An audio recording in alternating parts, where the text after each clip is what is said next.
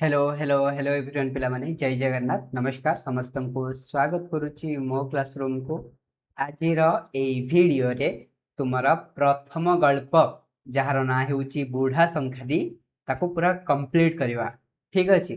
तो चलो वीडियो को स्टार्ट करवा ता पूर्व कही रखे चैनल नुआ थिले सब्सक्राइब करी बेल आइकन को प्रेस कर नब आउ जदि लाइव क्लास प्रतिदिन करने को चाहूच ता सहित किसी क्वेश्चन प्रैक्टिस करने को चाहूच पूरा बढ़िया से प्रिपेयर होगा चाहूँ नवम श्रेणी तो आम उत्कर्ष बैच में जॉइन हो पार प्ले स्टोर लिंक डिस्क्रिप्शन अच्छे चेक कर।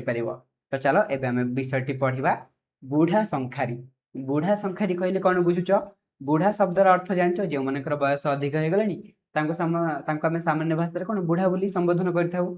संखारी कहले कौन ना जी शंखा बेपार करती शंखा तैयार कर बिकती। शंखा कहले कौन स्त्री लोक मैंने निज हाथ में विवाहित स्त्री लोक मैंने साधारणतः निज हाथ में जो लगाती आम शंखा कहू ठीक अच्छे। तो बुढ़ा संखारी यहाँ लिखिं किए लक्ष्मीकांत महापात्र। लक्ष्मीकांत महापात्र क्यों कवि रूप से परिचित कांत कवि रूप से परिचित कांत कवि लक्ष्मीकांत महापात्र ठीक अच्छे। तो लेखक परिचय कांत कोमल पदावली रे लक्ष्मीकांत 1888 मसीहा क्यों दिन जन्म होते पिला माने गुरुवार दिन माणबसा गुरुवार रे तांको जन्म क्योंठी जन्म कटक धुआपत्रिया गलीर बखराबाद गोटे घरे तांकर जन्म एवं 1953 से मृत्युवरण करथिले। तांकर रचना गुड़िक समृद्ध हेतु तांको यथार्थ रे कांत कवि बोली संबोधित बा संबोधन करा जायछि। तांको काहेकि कांत कवि कहा जायछि कारण तांको लेखा गुड़िक कांत कोमल से लगी तांको कांत कवि बोली कहा जायछि। तांको कांत कवि उपाधि केउठी मिलिथिला 1934 मसीह रे भद्रक हाईस्कूल तांको कांत कवि उपाधि मिलिथिला। व्यंग विद्रूप मध्य पाठक मनरे विमल हास्य संचार करने सहित समाज संस्कार भावना सृष्टिर मुख्य विभव। तांकर जो साहित्य रचना गुड़िक तार मुख्य अलंकार कौन तार मुख्य अलंकार हूँ व्यंग विद्रूप मध्यम व्यंग विद्रूप कहले थट्टा परिहास मध्यम थट्टा करिके ठीक अच्छे पे मजाड़िया लेखा मध्यम लोक मुहर स्मित हास्य करवा लोक मनरे विमल हास्य संचार करवा ठीक अच्छे। कथा साहित्य और काव्य कविता क्षेत्र में तांकर सिद्धि कालजयी जीवन संगीत जातीय संगीत कल्लोल चटक चंद्रहास चंपू यही सब कविता मध्य लक्ष्मीकांत कवि प्रतिभार स्वाक्षर निहित अर्थात यही सब कविता गुड़िक से लिखिं। जीवन संगीत होती पे लिखित गोटे श्रेष्ठ संगीत गुच्छ जातीय संगीत कल्लोल गोटे प्रश्न तुम मान पचारुची जो चटक चंद्रहास चंपू देखुच यह गोटे लालिका लालिका कहले कौन पिला माने धरिनिय जड़े कवि आगरू किसी कविता लिखिं से कविता को अनुकरण करी तारी ढंगरे मुझे अन्य एक कविता लिखी आम लालिका कहवा। तो मोर प्रश्न कांत कवि लक्ष्मीकांत महापात्र चटक चंद्रहास चंपुटी क्यों कविंकर क्यों लेखारू अनुकरण होती ठीक अच्छे क्यों कविंकर क्यों लेखारू अनुकरण होती दीटाकर आंसर कमेंट दब एवं वीडियो शेष आंसर कहि शेष पर्यंत अपेक्षा कर बुझीपार एवं तांको लिखित कणा मामू उपन्यास ता सहित यही जो आम बुढ़ा संखारी पढ़ा यही गल्प कांत कविंकर अम्लान सृष्टि जहाँ केबे मलिन पड़नी जो सृष्टि ठीक अच्छे। हास्य मधुर वेदनार जीवंत रूपायन तांकर क्षुद्र गल्प तांको द्वारा रचित क्षुद्र गल्प कौन तुमको हस मिल मधुर वेदना वेदना कहले जंत्रणा मिल मधुर वार्ता मिल ता सहित वंदे उत्कल जननी जहाँ को आम पढ़ीचे से जो जातीय गीतिकार से होती स्मरणीय स्रष्टा।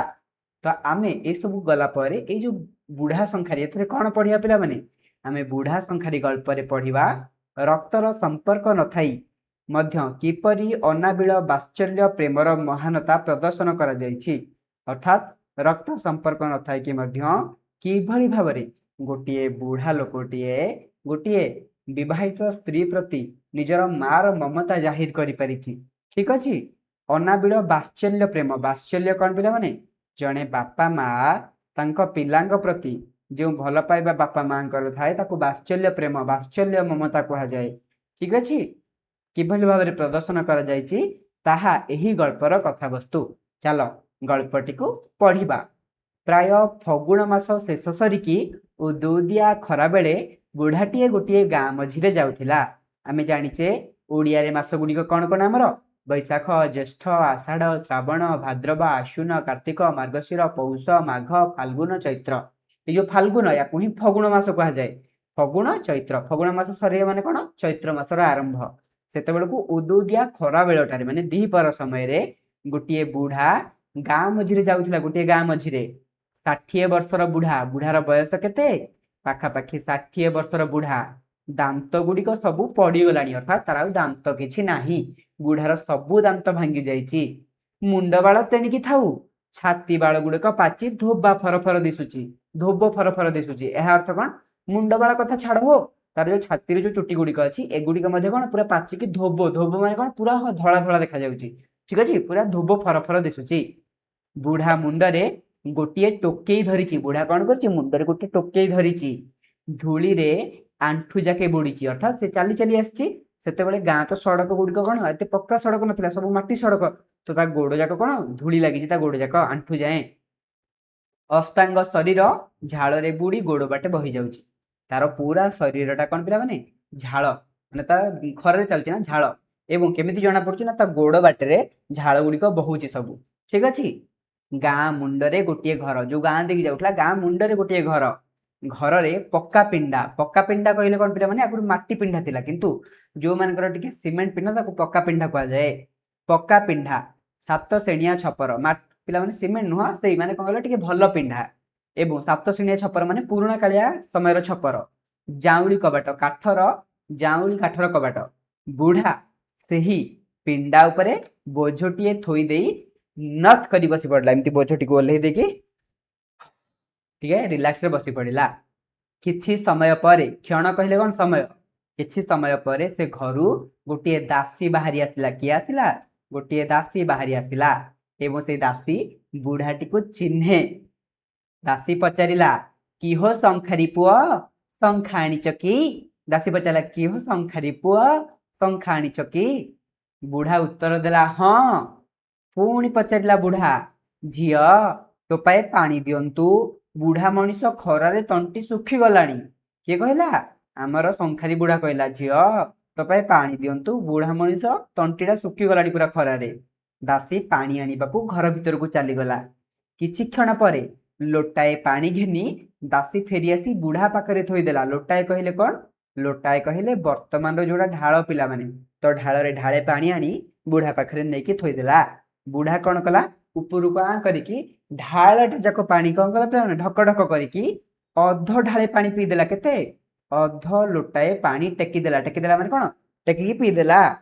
पानी पी सारी बुढ़ा चौरस निश्वासटाए मुह बाटरे पकाई कहला बुढ़ा पानी पी सारिकी ओहो ये जो निश्वासटे मारी कहला झियो तोर बड़ धर्म हैला दासी सेठू उत्तर देला हेउ हेला तो हेला पछे के आउ चलो बहु सांताणी डाकुछंती किमितिका शंखा अछि देखिबे दासी कौन कहला घर भीतर को चल बहु सांताणी डाकुछंती केमितिका शंखा अछि बहुमा देखिबे बुढ़ा टोकेईटी को ऊपर ने कि पुणी मुंड ऊपर थोइकी उठिला सदर दरजा पारी हेले भीतरे पक्का बाहर सामने चौपाढ़ी बाँ पाखकू भीतर आड़ दुआर से दुआर पाखरे ओढ़णा देई बहुटीए छुड़ा होइतिला टिके बुझीबाकू चेष्टा कर पिला माने एठी कौन वर्णना करा जायछि एठी घरर रूप को वर्णना करा जायछि कौन हला ना बुढ़ा टोकेईटीए नहीं उठिला पर सदर दरजा कहले कौन घरर जो मुख्य दरजा धरि नियो एटा बारंडा अछि बारंडा हमर पिंडारे से बसतिला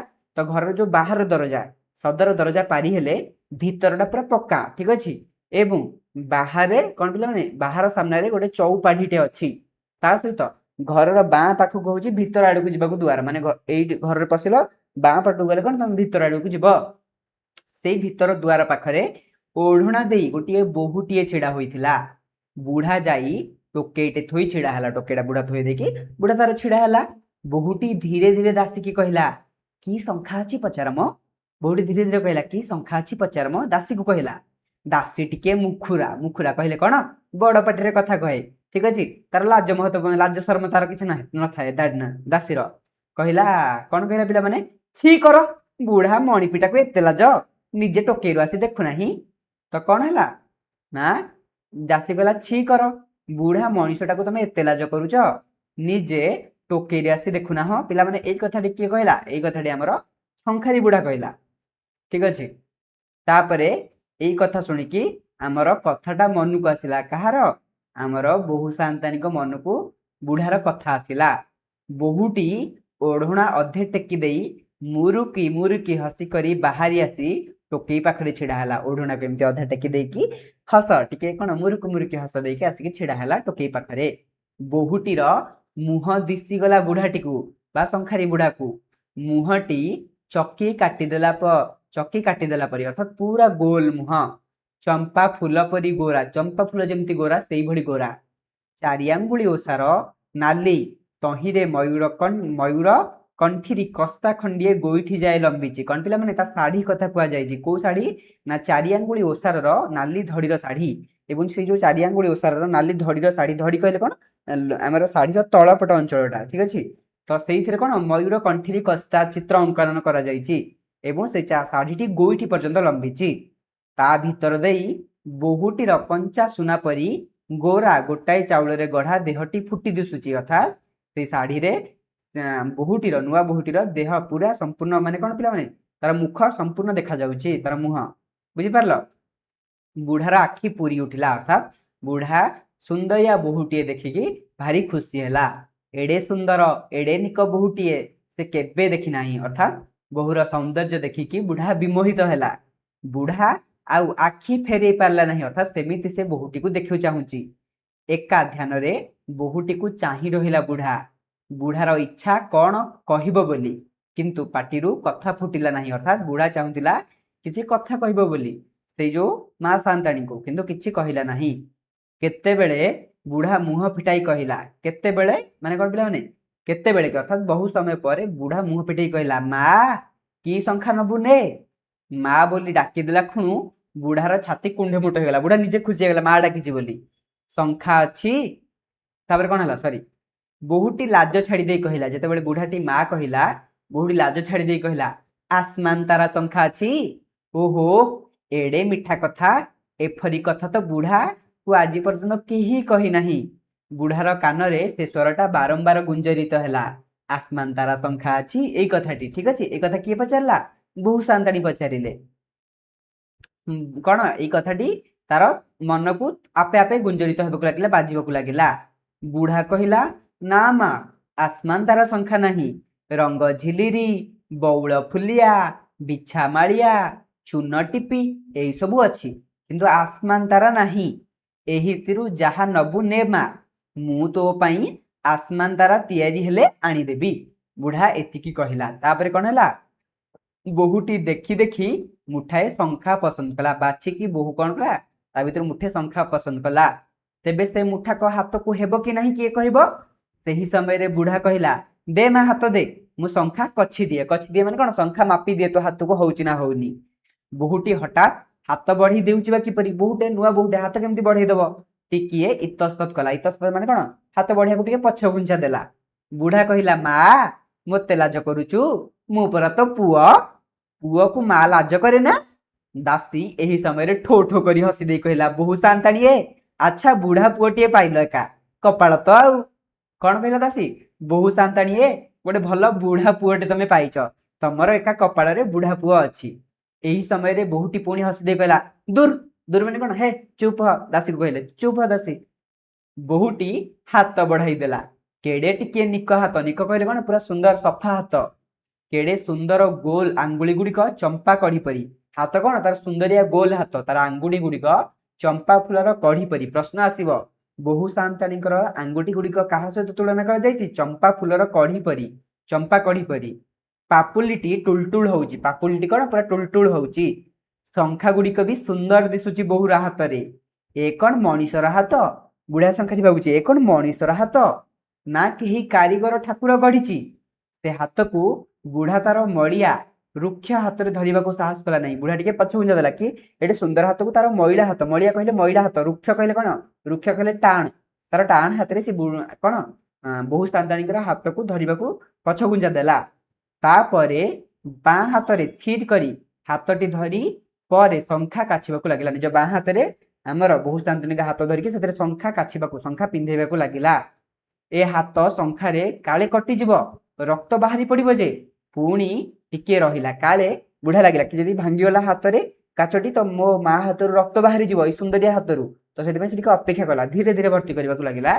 ठीक अच्छे पुणी शंखा पटिया आनी धीरे धीरे अति संतर्पण अति सावधान सहित से पटिक कछि नेला अर्थात धीरे धीरे शंखा कौन से बोहू को पिंधे देला बा कछि नेला। ठीक अच्छे से हाथटी धरी बेले बुढ़ार आनंदर सीमा रहू न थाए अर्थात जितेबाला बोहू सांतानिका हाथ धरिकी कछु थाए बुढ़ा अतिक खुशी होउथाए। ठीक अच्छे जेपरी तार जीवन समस्त सुख समस्त आशार सही ठारे तृप्ति हो गला एते खुशी थाए कि जमती आम जीवन जहाँ सब आशा आकांक्षा पूरण हो गले जेते खुशी से खुशी थिला।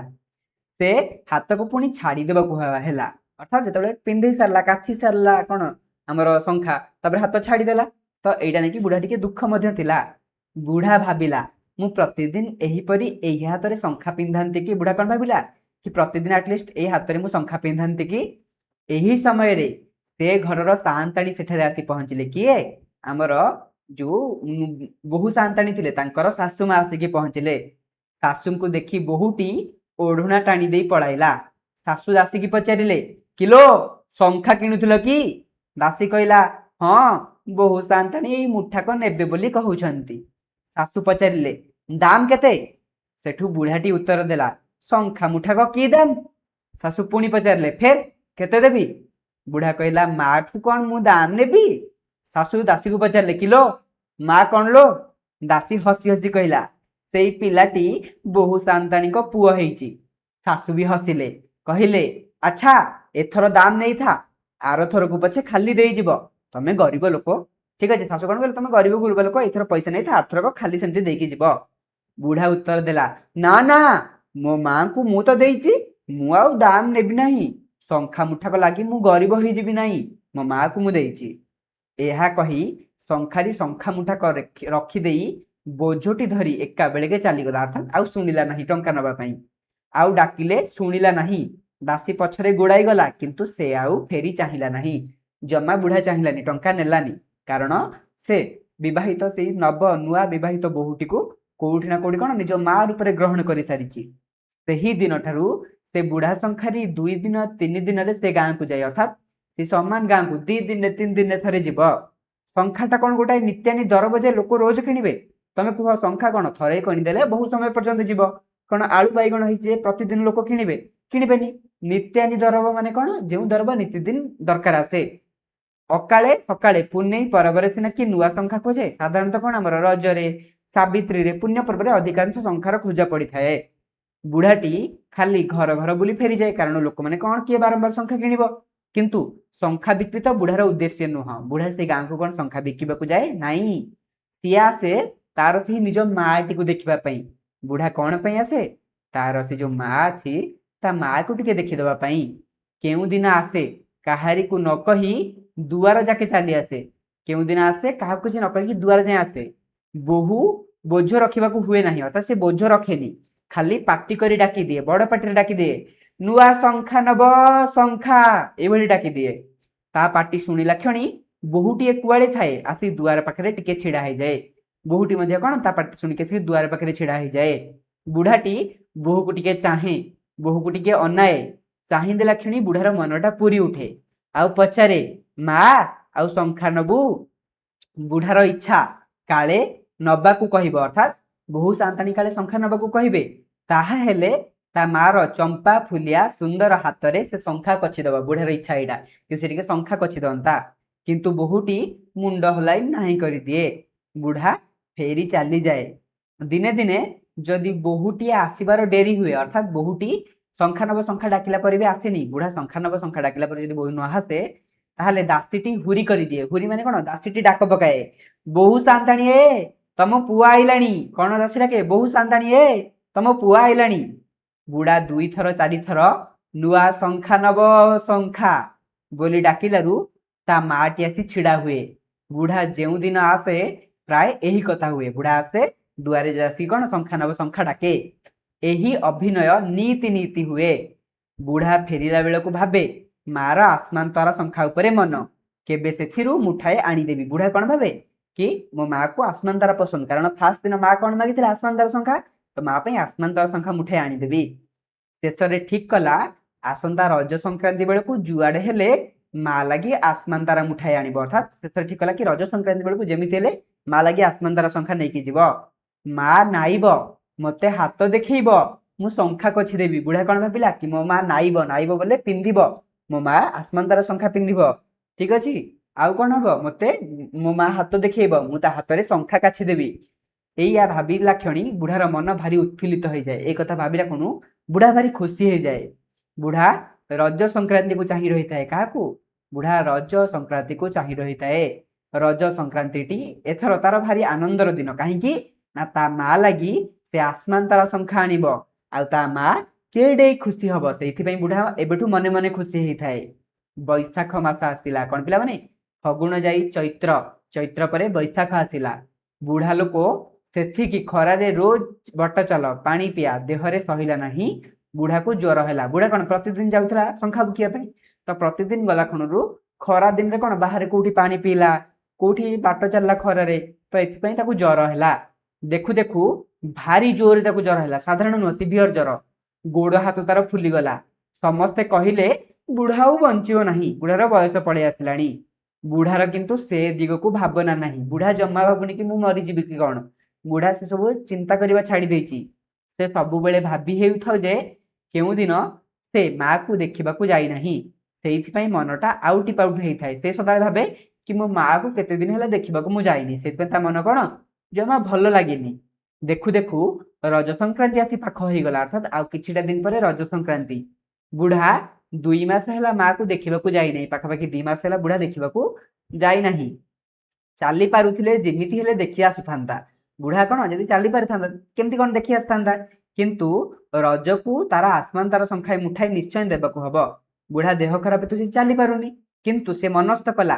कि रज को जेमिति हेले भी आसमान तारा शंखा मुठाए ता माँ पे किणिकी नब बा ता माँ पे नहीं देकी आसब बुढ़ा अनेक कष्ट करी उठी बसी निज हाथ में शंखा तैयारी कला बुढ़ा कौन निज हाथ में आसमान तारा शंखा तैयारी कला आउ कहीं करदेले काले ता मार मन को न आसब काले आउ को कारीगर कले ता मार मन को न आसब ज्वर हवा सत्वे भी से ता माँ पे उठिकी निजे कला 60 वर्ष काल शंखा गढ़ी गढ़ी से जेते हाथ सफेई हासिल करथिला अर्थात 60 वर्ष है शंखा गढ़ुची 60 वर्ष है शंखा गढ़ी गढ़ी से जहाँ सब शिखिला हाथ सफेई माने कौन जहाँ सब कार्य सब शिखिला से सबू से लगेदेला अर्थात से शंखा तैयारी करने तार सबू बुद्धि सबू गुण सबू जिन से लगेदेला दिनक काम 4 दिन लागू पछके कामटी केमिति सरस हो अर्थात पूरा धीरे सुस्थे काम कला दिनकर काम 4 दिन लागू किंतु संख्याटी सुंदर हो रज 2 दिन थी काम निकास है रज 2 दिन थिला सबू काम सारीदेला बुढ़ा मन घेनी फल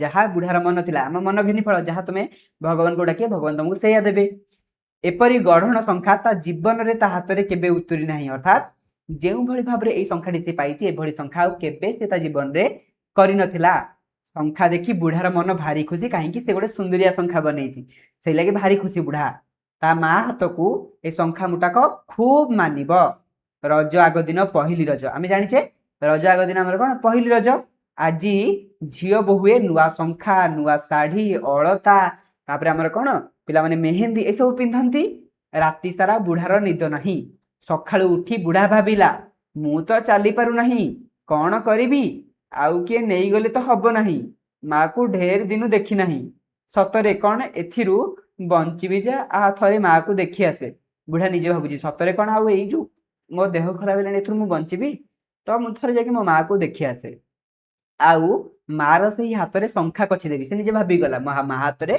मु शंखा कछि देवी मार हाथटी मने पड़गला क्षणी बुढ़ार गदाए बल आसला बुढ़ा सल सल मुठाए खाई देकी शंखा मुठिक गोटे गामुछे बांधिला टोके फुके नेलानी गोटे गामुछे शंखा मुठिक बांधिला अति कष्टे भड़ाए भड़ाए पाद पकई चलू था अर्थात गोटे गोटे पाद पकईकी आगू आगू चलू था भारी कष्ट चलू था ज्वर होना 5 कोश बाट पहुँचला बेलू बेल गड़ी गलानी केते बाट बुढ़ा घर ना 5 कोश बाट पहुँचला बेलू सूर्य गड़ी गले बुढ़ा जाई जेउठारे छिड़ा होई डाकुथिला सेहीठारे छिड़ा हला बुढ़ा आगुरु जाईकी जोठी छिड़ा होतला जो जगह सेही जगह छिड़ा हला छिड़ा हैकी बुढ़ा डाकिबा आरंभ कला कौन कहला मनरे केते आनंद केते उत्साह पूरा खुशी रे आनंद रे डाकिला शंखा नब शंखा केही सुनिले नहीं पुणी डाकिला ମାଲୋ ଶଙ୍ଖା ନବୁ। ବୁଢା ସେ ଦୁଆରେ ଛିଡାକି ଡାକିଲା, ମାଲୋ ଶଙ୍ଖା ନବୁ ପରା। ତେବେ ବି କେହି ଆସିଲେ ନାହିଁ, କେହି ଶୁଣିଲେ ନାହିଁ। ବୁଢା ଅଧୀର ହୋଇ ପଡିଲା। କାହିଁକି ନା ଥରେ ଡାକରେ ତା ମା ଆସିକି ଦୁଆର ଆଗରେ ଛିଡା ହେଇଯାଉଥିଲା। ଦୁଇ ଦୁଇ ଥର, ତିନି ତିନି ଥର ବୁଢା ଡାକିଲା ପରେ ବି କେହି ଆସୁନାହାନ୍ତି। ଦୁଇ ଥର ଡାକି ସାରିଲାଣି, କେହି ଜବାବ ପଦେ ଦେଉନାହାନ୍ତି। ଥରେ ଡାକିଲେ ତ ତା ମା ଆସି ଦୁଆର ବନ୍ଧ ପାଖରେ ଛିଡା ହେଇଯାଉଥିଲା। ପୁଣି ଡାକିଲା, ମା ମୁଁ ଆସିଛି, ଶଙ୍ଖା ଆଣିଛି ତୋ ପାଇଁ। ଏଇଥର କିନ୍ତୁ ବୋହୂ ସାଆନ୍ତାଣୀ ଆସିଲେନି। କିଏ ଆସିଲେ? ବୋହୂ ସାଆନ୍ତାଣୀଙ୍କର ଶାଶୁ ସାଆନ୍ତାଣୀ ନିଜେ ବାହାରି ଆସିଲେ। ତାଙ୍କ ପଛେ ସେହି ଦାସୀ ଆସିଲା। ସାଆନ୍ତାଣୀକୁ ଦେଖି ବୁଢା କହିଲା, ମୋ ମା କାହିଁ? ମୁଁ ତା ପାଇଁ ଆସମାନ୍ ତାରା ଶଙ୍ଖା ଆଣିଛି, ମୋ ମା ରଜରେ ପିନ୍ଧିବ। ଦାସୀ ତ ଏତେବେଳକୁ ହୁରି କରି କମ୍ପାଇ ଦିଅନ୍ତାଣି। ହୁରି କରି ମାନେ କଣ? ଦାସୀ ଏତେବେଳକୁ ଜୋରେ ଜୋରେ ଡାକନ୍ତାଣି। କାହାକୁ? ହୁରି କଲେ ବଡ ପାଟିରେ କମ୍ପାଇକି ଡାକନ୍ତାଣି। କାହାକୁ? ତାର ବୋହୂ ସାଆନ୍ତାଣୀକୁ। କିନ୍ତୁ ଦାସୀ ଚୁପ୍ ଅଛି, ସେ କିଛି କହିଲା ନାହିଁ। ଦାସୀ ମଧ୍ୟ ଚୁପ୍ ଥିଲା। ସାଆନ୍ତାଣୀ ଧୀରେ ଧୀରେ କହିଲେ, ନା ଶଙ୍ଖା ଲୋଡ଼ା ନାହିଁ। ବୁଢା କହିଲା, ନା ନା ମୁଁ ମୋ ମା ଲାଗି ବଡ ସରଧାରେ ଆଣିଛି। ସାଆନ୍ତାଣୀ କହିଲେ, ନା ଶଙ୍ଖା କେହି ନେବେ ନାହିଁ, ଯା ପଳା। ବୁଢା ସେଠୁ କହିଲା, ହେଉ ଶଙ୍ଖା ନହେଲେ ନାହିଁ, ମୋ ମାକୁ ଥରେ ଡାକି ଦିଅ, ମୁଁ ଦେଖିବି କେଉଁ ଦିନ ଦେଖୁନାହିଁ, କେଉଁ ଦିନ ଦେଖି ନାହିଁ। ସାଆନ୍ତାଣୀ କହିଲେ, ଦେଖା ହେଇପାରିବ ନାହିଁ। ବୁଢା ମୁଣ୍ଡରେ ବଜ୍ର ପଡିଲା। ଦେଖା ହେଇପାରିବ ନାହିଁ? ମୋ ମାକୁ ମୁଁ ଥରେ ଦେଖିପାରିବି ନାହିଁ? ବୁଢାର ଆଖି ଛଳ ଛଳ ହେଇ ଉଠିଲା। ସେ କାନ୍ଦ କାନ୍ଦ ହୋଇ କହିଲା, ଥରୁଟିଏ ଦେଖିବି, ମୁଁ ଆଉ ବଞ୍ଚିବି ନାହିଁ। ସାଆନ୍ତାଣୀ ଦାସୀକୁ କହିଲେ, ଯା ବୋହୂକୁ ଡାକିଦେ। ଦାସୀ ଚାଲିଗଲା। କିଛି କ୍ଷଣ ପରେ ବୋହୂ ଆସି ଦୁଆର ପାଖରେ ଛିଡା ହେଲା। ସେଇଠି ସେ ସବୁଦିନ ଛିଡା ହୁଏ। ଆସିଲା ବେଳକୁ ଝୁମୁରୁ ଝୁମୁରୁ ହୋଇ ଚାଲି ଆସେ, ଅର୍ଥାତ୍ ତା ପାଦର ପାଉଁଜି ଝୁମୁ ଝୁମୁ ଶବ୍ଦ କରେ। ଛିଡା ହୋଇ ବୋହୂ ସାଆନ୍ତାଣୀ କଣ କରେ? ବୋହୂଟି ବୁଢାକୁ ଚାହିଁ ଦିଏ। ତାର ହସ ହସ ମୁହଁଟି ଦେଖି ବୁଢାର ଆନନ୍ଦର ସୀମା ରହେ ନାହିଁ। ଆଜି ଆଜି ବୋହୂ ସାଆନ୍ତାଣୀ କେମିତି ଆସିଛନ୍ତି? ନିଶବ୍ଦରେ ଆସି ଛିଡା ହେଲା, କୌଣସି ଶବ୍ଦ କଲା ନାହିଁ। ତାର ପାଦର ପାଉଁଜି ଆଉ ସେ ଝୁମଝୁମ ଶବ୍ଦ କଲା ନାହିଁ। ଓଢଣୀ କାଢି ସେ ଆଉ ବୁଢାକୁ ଚାହିଁଲା ନାହିଁ। ସେ ଚାରି ଆଙ୍ଗୁଳି ଲେଖାଏ ନାଲି ତହିଁର ଶାଢୀ ନାହିଁ କି କୁମ୍ଭୀର କଣ ପିଲାମାନେ? କୁମ୍ଭୀ କିନାରା ଦକ୍ଷିଣ ପାଟ ନାହିଁ। ଅର୍ଥାତ୍ ଯୋଉ ଚାରି ଆଙ୍ଗୁଳି ନାଲିର ମୟୂର କଣ୍ଠୀର କସ୍ତା ପିନ୍ଧିଥିଲା, ସେ ଶାଢୀ ଆଉ ନାହିଁ କି କୁମ୍ଭୀ କିନାରା ଦକ୍ଷିଣା ପାଟ ମଧ୍ୟ ଆଉ ପିନ୍ଧିନି। ସିଏ ବୋହୂ ବୋହୂ କଣ କରିଛି? ଗୋଡ ଦୁଇଟା ଲଙ୍ଗଳା ବୋହୂର, ଲଙ୍ଗଳା କହିଲେ କଣ? ଗୋଡ ଦୁଇଟାରେ ସେ ଆଉ ପାଉଁଜି ପିନ୍ଧିନି। ପିନ୍ଧିଛି ଖଣ୍ଡେ ଧଳା ଥାନ ଲୁଗା। ଗୋଟିଏ ଧଳା ଲୁଗା ବୋହୂ ସାଆନ୍ତାଣୀ ପିନ୍ଧିଛନ୍ତି, ବୋହୂ ପିନ୍ଧିଛି। ବୁଢାର ମା କଣ ପିନ୍ଧିଛି? ଗୋଟାଏ ଧଳା ଲୁଗା ପିନ୍ଧିଛି। ବୁଢାର ଦେହ ଥରି ଉଠିଲା, ମୁଣ୍ଡ ଘୁରିଗଲା। ବୁଢା ଆଖି ବୁଜି ପକାଇଲା। ପୁଣି ଚାହିଁ ଦେଲା ବେଳକୁ ତାର ସେହି ହାତଟି ଦିଶିଗଲା। କାହାର? ବୁଢାର ମା ଅର୍ଥାତ୍ ସେଇ ବୋହୂର ହାତଟି ଦିଶିଗଲା। ହାତରେ କିଛି ନାହିଁ, ହାତରେ ଯୋଉ ଶଙ୍ଖା ରହିବା କଥା କିଛି ନାହିଁ। ବୁଢା ଭୋ ଭୋ କରି ରଡି ଉଠିଲା। ବୋହୂଟି ଫେରି ପଡି ଘର ଭିତରକୁ ଚାଲିଗଲା। ବୁଢା କହିଲା, ମାଲୋ ମୁଁ ନ ମରି କାହିଁକି ତୋତେ ଦେଖିବାକୁ ଆସିଲି? ଏଇଆ ଦେଖିବା ଲାଗିଲା, ଏଇଆ ଦେଖିବା ଲାଗି ନା ଲୋ ମା। ବୁଢା କାନ୍ଦି କାନ୍ଦି ଚିତ୍କାର କରି କହି ଉଠିଲା। ବୁଢା ଆଉ କିଛି କଥା କହିପାରିଲା ନାହିଁ। ଗାମୁଛାରୁ ତାର ବଡ ଯତ୍ନରେ, ବଡ ଶରଧାରେ, ନିଜର 60 ବର୍ଷର ଅଭିଜ୍ଞତାରେ ଯେଉଁ ଆସମାନ୍ ତାରା ଶଙ୍ଖା ମୁଠାକ କରିଥିଲା, ଶଙ୍ଖା ମୁଠିକ ଫିଟାଇ ପକାଇ ବାହାରେ କଚାଡ଼ି ଦେଲା। ମୁଠାକ ଯାକ ଶଙ୍ଖା ଚୂନା ହେଇଗଲା। ତହୁଁ ସେ ଏକା ମୁହଁ ହୋଇ ଫେରି ଚାଲିଗଲା। ଦାସୀ ଓ ଶାଶୁ ବା ସାଆନ୍ତାଣୀ ଉଭୟ ରଡି କରିବାକୁ ଲାଗିଲେ। ଗଳ୍ପର ଗୋଟିଏ ହୃଦୟ ବିଦାରକ ଘଟଣା। ବୁଝିପାରିଲ ପିଲାମାନେ ଘଟଣାରେ କଣ ହେଲା? ଅର୍ଥାତ୍ ଯୋଉ ବୋହୂକୁ ବୁଢା ନିଜର ମା ବୋଲି ମାନୁଥିଲା, ସେଇ ବୋହୂ ବା ବୁଢାର ମା ଜଣଙ୍କର ସ୍ୱାମୀ ମୃତ୍ୟୁବରଣ କରିଛନ୍ତି। ଅର୍ଥାତ୍ ସେଇ ବୋହୂ ମାଟି ବିଧବା ପାଲଟି ଯାଇଛି। ତା ହାତରେ ଶଙ୍ଖା ନାହିଁ, ଧଳା ରଙ୍ଗର ଗୋଟିଏ କଣ ପିଲାମାନେ ଥାନ କପଡା ଲୁଗାଟିଏ ପିନ୍ଧିଛି, ଆଉ ତା ପାଦର ପାଉଁଜି ନାହିଁ। ବାକି ଏଥିରେ ଯୋଉ MCQ ଗୁଡିକ, ଏଥିରେ ଯୋଉ ପିଲାମାନେ କୋଶ୍ଚିନ୍ ଗୁଡାକ ରହିଲା, ଏଥିରୁ କେତେବେଳେ ପରୀକ୍ଷାରେ ଲଙ୍ଗ କୋଶ୍ଚିନ୍ ଆସେନି, ସାଧାରଣତଃ 1 ମାର୍କିଆ ପ୍ରଶ୍ନ ଆସେ। ଦେଖ ଏଇ 1 ମାର୍କିଆ 16ଟି ପ୍ରଶ୍ନ ତମେ ମାନେ ଉତ୍ତର ରଖିବ। ତା ପୂର୍ବରୁ ମୁଁ ତମମାନଙ୍କୁ ଯେମିତି କହିଥିଲି, କାନ୍ତ କବି ଲକ୍ଷ୍ମୀକାନ୍ତ ମହାପାତ୍ରଙ୍କର ଯେଉଁ कौन पिला माने रहिला चटक चंद्रहास चंपू लेखाटी रहिला एटा केउ लेखारु अनुकरण करा जायछि एटा पिला माने कवि सूर्य बलदेव रथंकर किशोर चंद्रानंद चंपू को अनुकरण करिकी लक्ष्मीकांत महापात्र लिखिले कौन चटक चंद्रहास चंपू तो चटक चंद्रहास चंपू हेउछि कौन एक लालिका ठीक अछि आज पई एतिकी पिला माने भिडियोटी केमिति लागिला कमेंट सेक्शन में जणैबो देखा हबो नेक्स्ट क्लास रे जय जगन्नाथ वंदे उत्कल जननी जय हिंद।